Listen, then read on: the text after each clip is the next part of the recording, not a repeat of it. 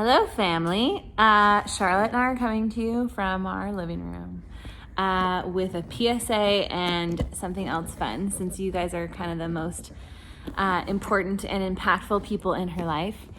So it has been brought to my attention that two really common things that can be unsafe for little baby bodies that we wouldn't necessarily realize is the first is compression of the spine.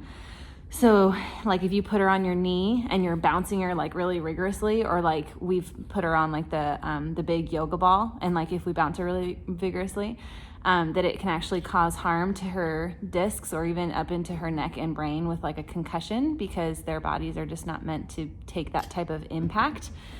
So not that we can't bounce at all, but that we just kind of have to be a little bit more gentle and careful about it, which is not necessarily two words that I would assign with Charlotte. And then the other thing that's really common is when you lift them up by their hands or their arms when they're just going like this. And so it's really bad for their shoulders and can actually even pull their shoulders out of socket. So we shouldn't pick them up by their limbs. We should only ever pick them up by their, like under their armpits or like under her hip bones, like when I tip her upside down or whatever. Grabbing her from her core areas rather than from her limbs, because it's too much force on their joints and could pull them out of socket. So that's our little PSA. Thanks for tuning in. And then I'm gonna attach one really fun thing, which is Charlotte is actually starting to sign.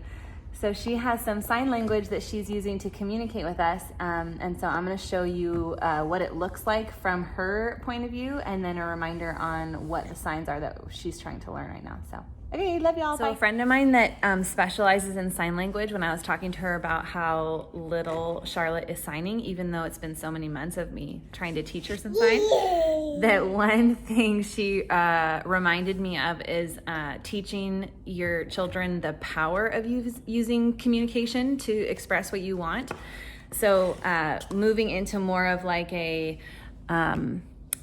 rewarding her with what she says when she says it. So rather than just like saying like, oh, are you hungry? Like, let's go give you a bottle, or, oh, are you done with your seat? Like, let's just take you out or whatever.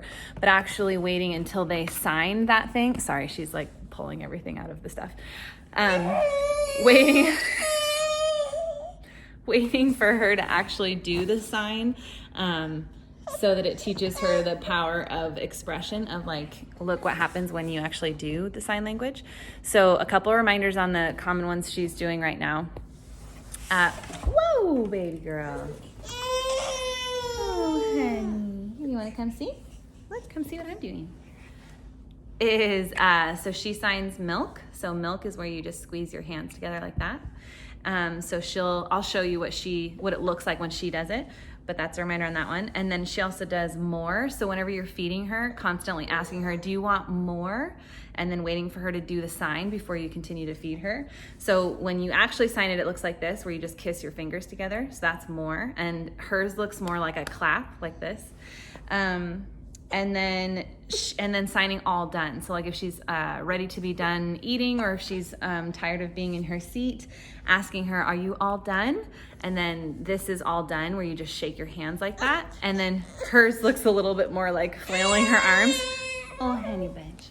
But now I will show you little clips of what her signs look like. Charlotte, can you say milk? Milk. Good job, baby. That one-handed. Do you want more? More. Good girl. More. Are you all done? Are you all done? Can you say all done? All done. Good job.